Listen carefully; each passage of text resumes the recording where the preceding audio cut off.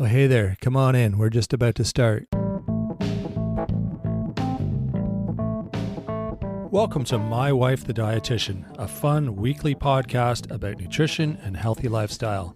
I'm Rob, and together with my wife Sandra, we invite you to join us on this informative and entertaining journey through the complex world of healthy eating. Join us each week as we strive to help you with transforming your overall health and relationship with food through up-to-date, evidence-based nutrition information.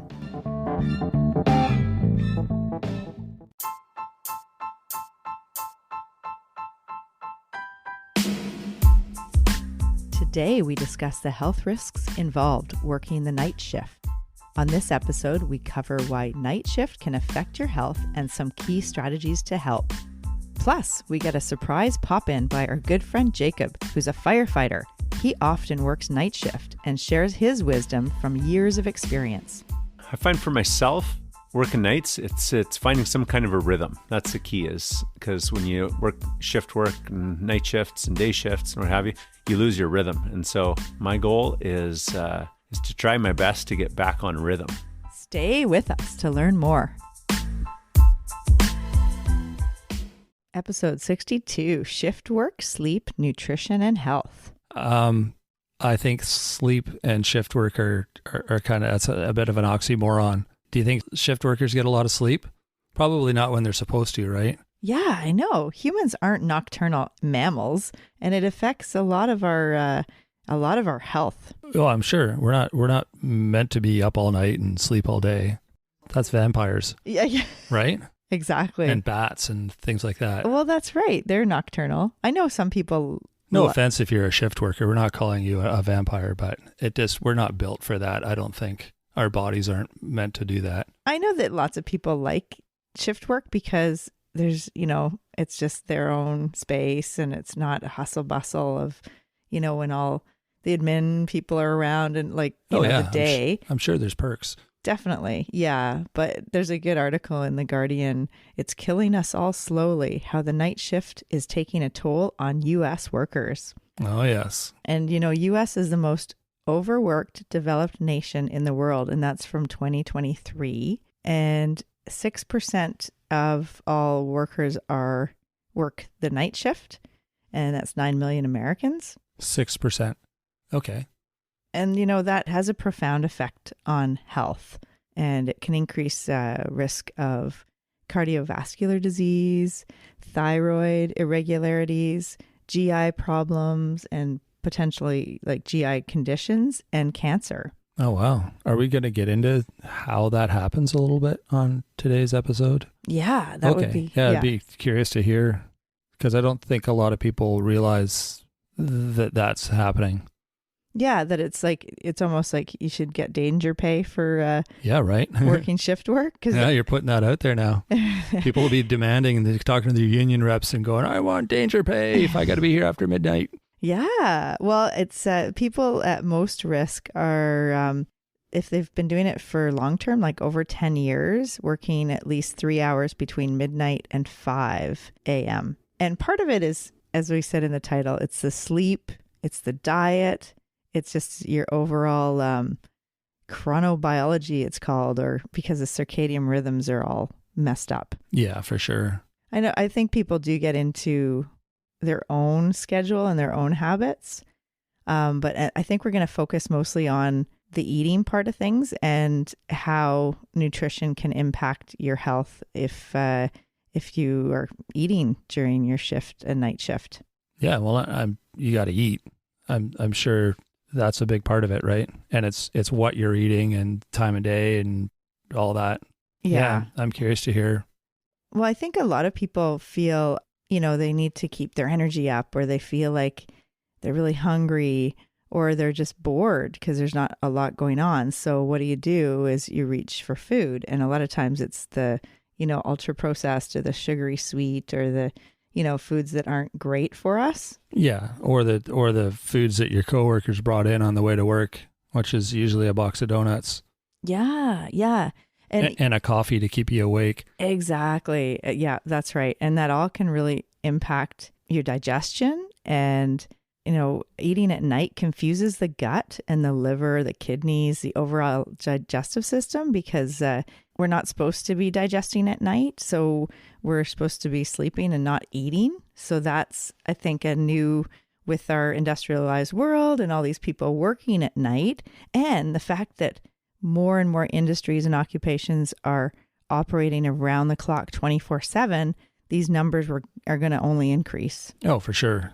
You got to have people that are working those shifts. So if they're going to go around the clock, then yeah, of course those numbers are going to go up. Yeah. And, it affects women actually in a more profound way than men. I mean, it does affect men too, for sure. Really? But yeah, women are, because of the hormone fluctuations and the metabolism, and time of the month can really play a role. Like in the luteal phase of a woman's cycle, they're more prone to GI upset. And then if you're, eating at night when you should be sleeping, then your body gets all messed up. Yeah, I can imagine. Yeah. So and there is definitely a tendency to gain weight if you're eating and staying awake all night for your work. As I mentioned, it confuses the whole digestive system, and it can lead to GI upset and gut pain, nausea, gas, bloating, constipation, reflux. Constipation, reflux. No, constipation. That sounds kind of or diarrhea and reflux. Because I mean, at night when we're supposed to be sleeping, our gut isn't supposed to be working. It's supposed to be just resting. And if we're eating, then it has to work. And it really affects how we metabolize that energy, the calories that we're eating. So it's not like you can just do those things during the day instead. Like your body doesn't think that way. Like, oh, I'll eat at night and sleep during the day and my body will have its rest time during the day. But it's just... It's because of circadian rhythms and just with the light in the day, and we're not nocturnal mammals. We can't trick our body, you mean? Right. Yeah, we can a little bit maybe with like darkening shades and making the room dark, but our body still kind of knows, I guess, right? Yeah. And I think flipping meals, like sometimes people talk about, they just like flip their day and night so that they're basically doing the same thing at night that they do in the day in terms of meals, like 3 meals in the night, and then try to sleep all day. But it actually doesn't work because of the whole digestive system kind of not working well at night. Right. So I think what happens is people get reflux, and then they go to their doctor and they might have, they get prescribed antacids or reflux medication, or they might think that, oh, maybe you have a food allergy or a food intolerance, but actually it's probably the timing, because that is so key, is the timing of eating in terms of like night eating or day eating. I think they have a shift intolerance. Right. Or, I mean, the thing is, you can keep the shift or keep working. It's just maybe not eat between midnight and 5 a.m. and just so that you're not feasting, like you're fasting at that time. Right. And just keeping hydrated, lots of water. That's fine. So try to keep your regular eating cycle as much as you can so that you're not having a big, huge meal at 2 a.m. Yeah, exactly. And try to eat your big meal before 9 p.m. at night in terms of how your body metabolizes food. And just the evidence suggests that with morning eating, like at 8 a.m., we eat and then the blood sugar rises pretty quickly, but then the insulin kicks right in within 15 to 30 minutes, and it's all taken care of. Like all that sugar goes into the cells where it's supposed to go, and then it comes down nicely. But if you're eating after 8 p.m., it's a way delayed insulin reaction. So then over time, if you're eating that way and if you're feeding your body late at night, then you're not metabolizing the blood sugar, and your insulin and your blood sugar can get out of whack, and then you can develop prediabetes or diabetes or metabolic syndrome and all those metabolic issues. Oh, wow. Yeah, that's interesting stuff. And there's lots of people that I know that work shift work, and over years, they end up with thyroid issues like hypothyroid, like low thyroid action, because their body has been just, it's messed up, like from being awake when they should be sleeping. And a lot of the shift workers that I know, they do a couple of days and then they work a couple of nights and then they have a couple of days off. So those are 3 different routines within the week. And then like your body can't get a chance to figure out what's going on because it's constantly changing. Yeah, exactly. You know, it'd be one thing if you always worked nights and that's all you worked. You know, at least you could get into a bit of a routine. But yeah, if you keep bouncing back and forth, it's next to impossible. Yeah, I think it leads to, like, it could lead to sleep problems, like sleep issues. Remember in episode 16, we talked all about sleep and getting good sleep hygiene? Yeah, for sure.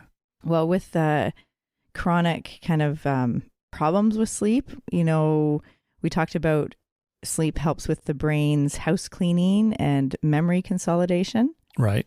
And if we don't have that good quality sleep, then we can start to lose our ability to reason well. We can become irritable, have chronic fatigue, and then also risk of accidents, like just driving home from your shift. Oh, yeah, for sure.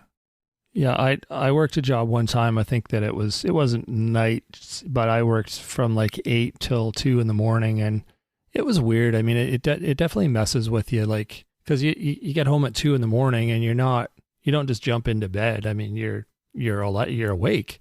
You know, you want to eat, which obviously I shouldn't have been doing, but you know, you're hungry. Yeah. You want to eat and you're awake, and so you don't get to bed until, I don't know, 3 o'clock, 3:30, and you know, and then morning comes and it's like, well, it's morning, it's time to get up. Yeah, it's kind of like just weird. Yeah, when you used to play hockey at night and got home at like, you know, 11 or midnight, and then you're all wound up with your adrenaline's going and you want to eat, and you know, like it's just it messes with your sleep kind of hygiene. It totally does. Yeah. So there's 4 key strategies to improve health for shift work. Oh, great. Yeah, and I want to just go over some of those with you if that works. It totally works. So as I mentioned before about try fasting between 12 a.m. and 6 a.m. So drink lots of water and just don't flip your day in terms of eating your meals and snacks at night instead of the day. Right. That makes sense. Because the timing is key and it's really important. It's like, as I said, try to aim to eat between, before 9 p.m. to help minimize that disruption. Right. That's a long time though. I mean, people who are doing shift work are like, yeah, I'm not going to do anything I'm not going to eat between 9 and 4 in the morning. That's a big chunk of their awake time. No, I'm not saying that. No, I'm not saying that. Sorry. I'm just saying don't have a big meal between midnight and 5 a.m. Oh, I got you. Okay. Yeah, sorry. That's what the research is showing, that it's better to have your bigger meal before 9 p.m. And if you are going to eat, and I'm sure you will, and it's fine. It's just, what are you eating? So pack your own food. That's the number 2. A number 2 strategy. Pack your own food, like protein-rich foods, like cottage cheese or egg salad or tuna, yogurt, cheese strings, those kind of things. And then veggies like celery and carrots and snow peas, those types of foods to munch on during the night. It's like grazing, I guess, throughout the course of the evening, or the course of the night. Or, I mean, if you say you start work at 7 p.m., then maybe have a small snack before midnight. And then again, like as I mentioned before, probably you don't want to eat too much between midnight and 5 a.m. Right. And try to realize, like, let's don't use food to stay awake or out of boredom or for entertainment.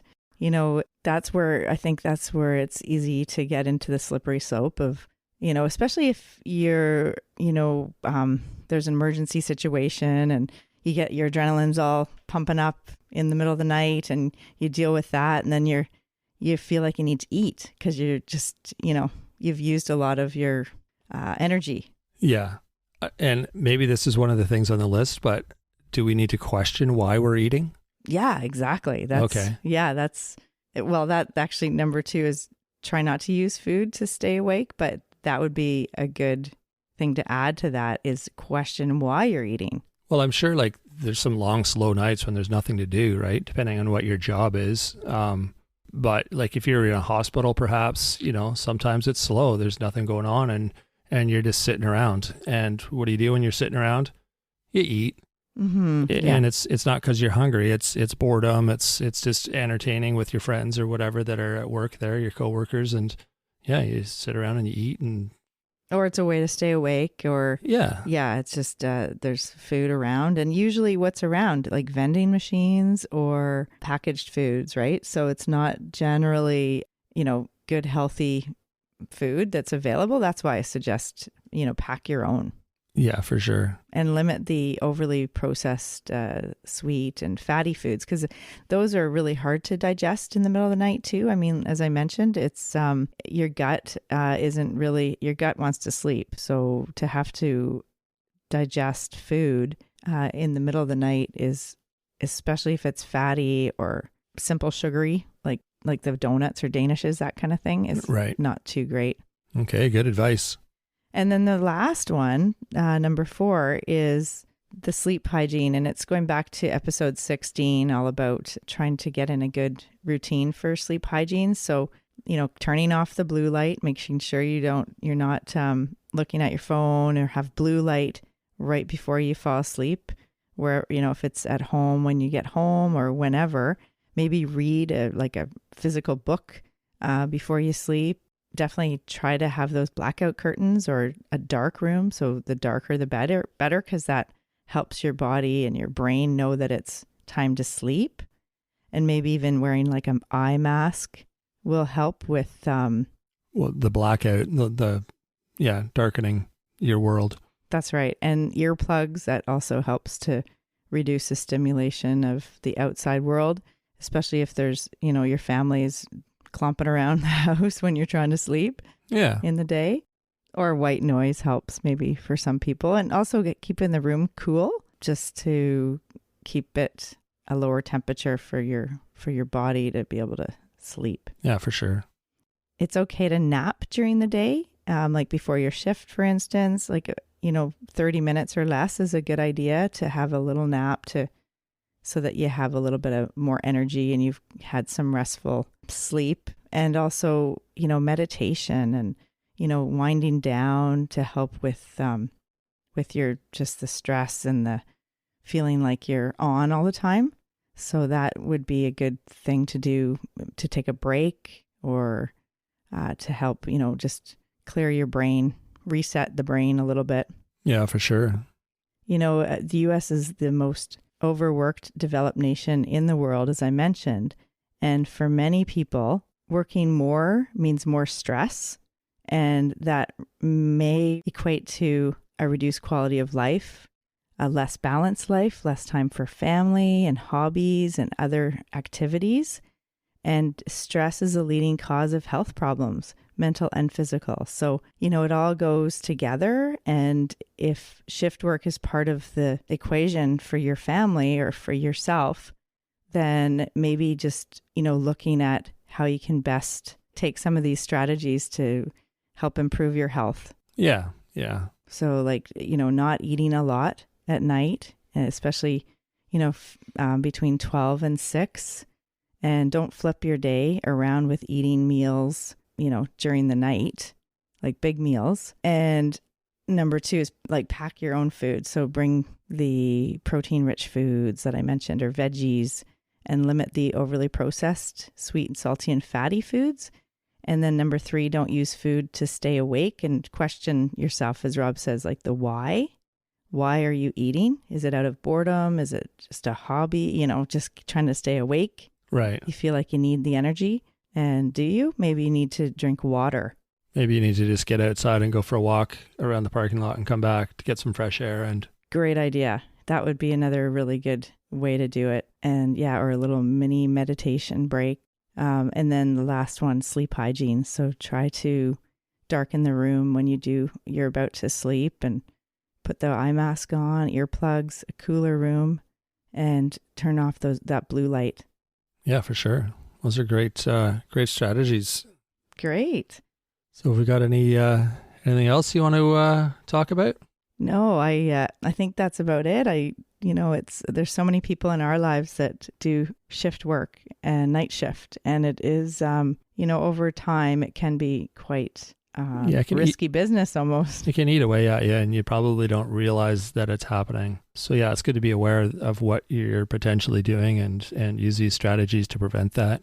And we'd love to hear some feedback on your strategies if you do work night shifts sometimes, and let us know what you do to keep yourself awake and sleep better during the day when everyone else is awake.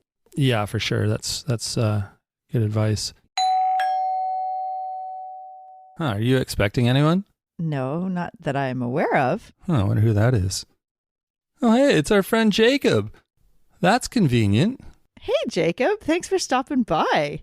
You work shift work, like night shifts? You betcha, Sandra. As often as I can. I try my best not to, but yeah, I definitely have to get through the work in life. Yeah. Well, and I mean, there's a lot more people working shift work and night shift. I think just we need the emergency people like you to do that. Thank you. Hey, no problem. Life of a firefighter. It's an adventure. So do you have any tips or advice to help people deal with working nights? You know what? I find for myself, working nights, it's finding some kind of a rhythm. That's the key, is because when you work shift work and night shifts and day shifts and what have you, you lose your rhythm. And so my goal is to try my best to get back on rhythm. And so that'll be usually the day after my night shift is the one that, depending on how busy that night shift has been, I'll try to push through, but know that I'm going to have an early bedtime. I know that I'm going to kind of knock off early that night. I'm not going to be putting too much in my day. And you kind of just plan for that knowledge that you're going to be a little fatigued, or at least that's my goal. And it seems to work. All right. I also have a keen knack for napping. I don't know if it was the time in Mexico spent, but I can have a good siesta pretty consistently. So prior to my night shift, I'm good about having a siesta. And I think this is one of the things that for me makes a difference is when I do nap, I have some noise on in the background. Maybe that crappy Netflix series that you don't really want to watch, but you want to hear about it a bit. So it's on there. Or a movie you've watched 10 times before. And the goal is to have something you don't really care about in the background so that I don't fall deep into a deep sleep and I get a bit of rest. And so I'll usually throw a half an hour to an hour of a nap in the day before I go to my night shift and just, prep the system, give a little bit of an extra juice for that night. Smart. I love that. That's great. And what about eating? Like, say you are going to have a night shift. Do you eat before you go, or do you eat at work? Do you eat like at midnight? Like, good question. It's that's a little bit of a tricky one. I know some guys that I work with will eat dinner with their whole family really early because we have to be at work at 5:30, and so it's kind of early for a lot of people to eat at say 4:30 and then commute. And so I push for eating at work, and I'll usually bring something that is similar to what my family's eating.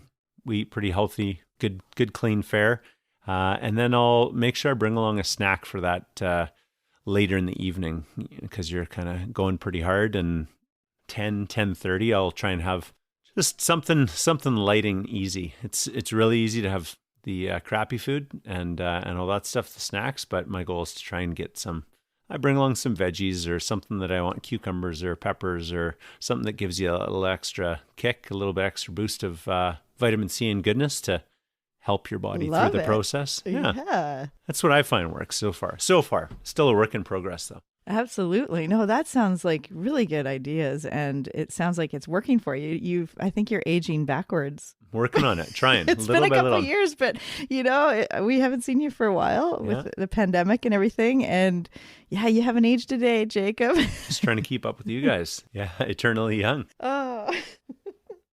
Oh yeah. What about like if you have a call and it's kind of crazy and you get back to the hall and you're all like, your adrenaline's pumping, and do you feel like eating then, or what? Like, is it just all out the window, any kind of routine at that point? I always feel like eating. There's rare that there's a time that I don't feel like eating, but I through the night, I try not to eat much at all. I rarely eat. Even if on a smoking busy night, I'll usually go water. Water's kind of my filler.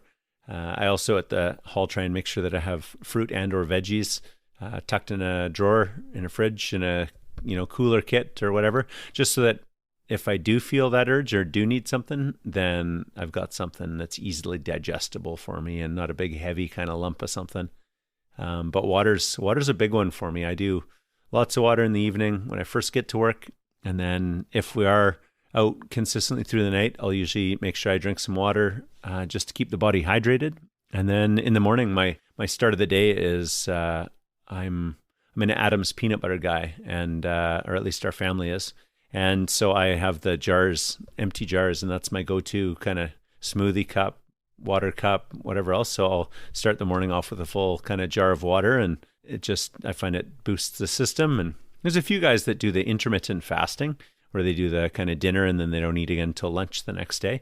I can't say I'm one for it, but some of them do that, and water's the kind of filler in between. And so I find as long as you can find something that gives you a little bit of I don't know, maybe it's oral fixation or just that idea of putting something in your body, then it kind of tricks your brain into thinking you're dialed and good. Yeah, absolutely. That makes a lot of sense. I love those Adam peanut butter jars. We use them for our bone broth soup, and we use them for I take stuff to work in that too, like the overnight smoothie kind of things, overnight, what do they call oats? Overnight oats? That's right. Yeah. No, they're great for those. Yeah, that's the go-to. I think we got probably about 2 dozen of them sitting at home, and that's awesome. If only you could put cider in them, eh?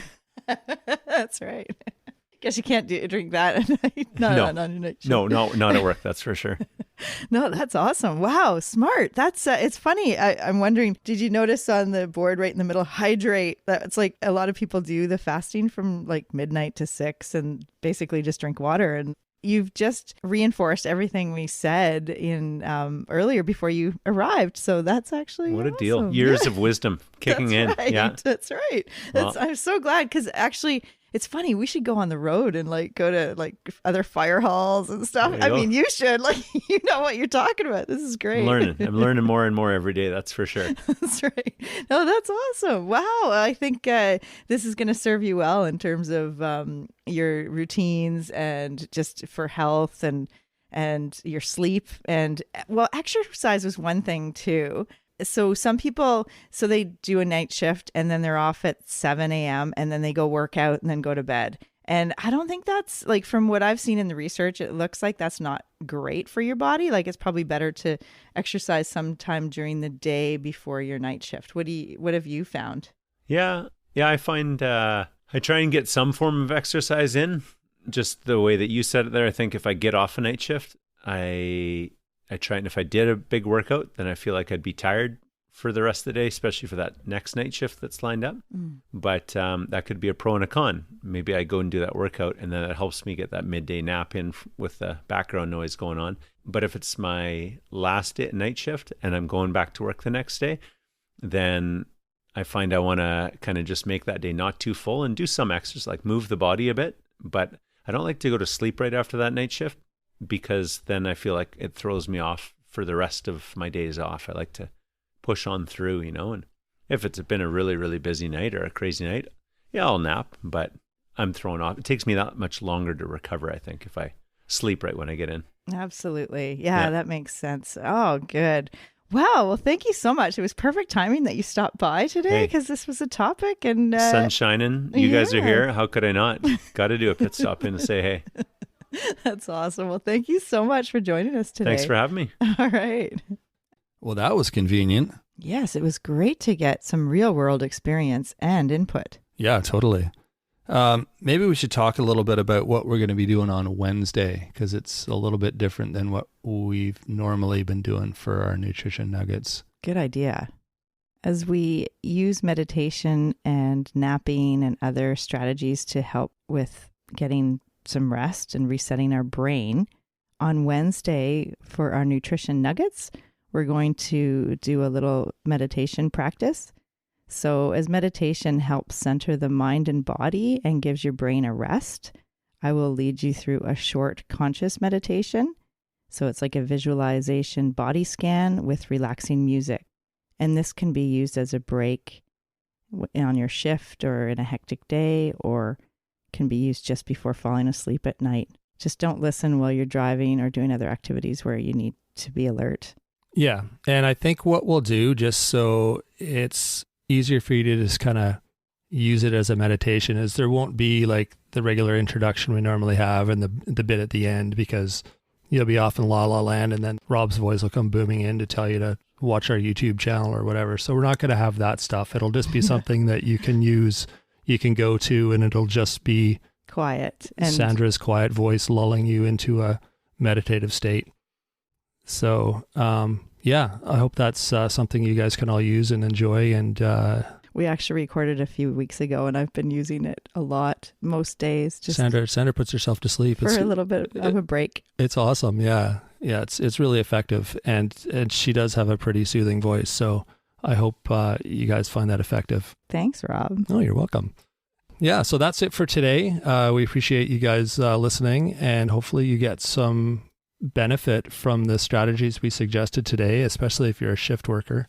And thanks again to our friend Jacob. That was a legit surprise drop-in. So it was good to talk to him and get his thoughts. And yeah, like usual, check out the YouTube page. There's new things popping up on there all the time. Instagram, the same. Facebook. Our website, we've got a few new blogs on there. That's mywifethedietitian.com. You can email us if you have questions or comments or just want to chat, whatever.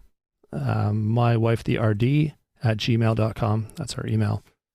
So until next week, we'll be back with a full episode next week. And like I said, Wednesday, just check out the little meditation and see if that's something that you can use. All right. Until next time, have a good week, everyone. Thanks, Rob. All right. Have a good one. Thanks for joining us today on My Wife the Dietitian. If you like what you heard, don't be shy. Leave us a comment or review, and be sure to share our podcast with your friends. If you'd like to hear more, hit that subscribe button. You can also follow us on our social media pages for updates, episode trailers, and other odds and ends. For more info and links on what we discussed on today's episode, check the show notes. We'll be back next week with another informative and fun-filled episode.